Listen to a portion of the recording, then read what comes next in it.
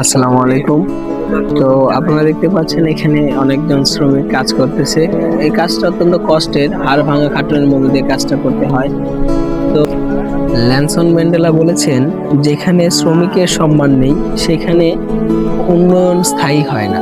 ঠিক তেমনই ওইখানে ওনারা কাজ করেছেন, অত্যন্ত কষ্ট ও ধৈর্যতার সাথে এই কাজটি করছেন।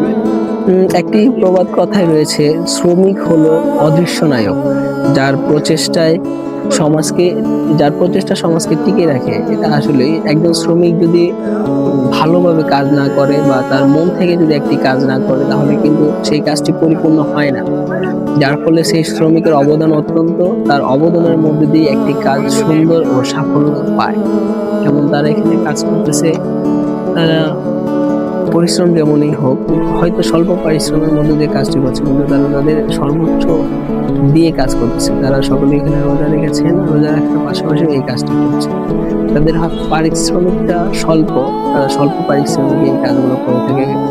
সব থেকে একটা কি, যত পরিশ্রমের কাজ আছে তাদের সেই মূল্যায়নটা হয় না যতটুকু মূল্যায়ন তাদের প্রয়োজন হয়। তারপরেও করতে হবে, পুরুষের জীবন কষ্ট করে চলতে হবে।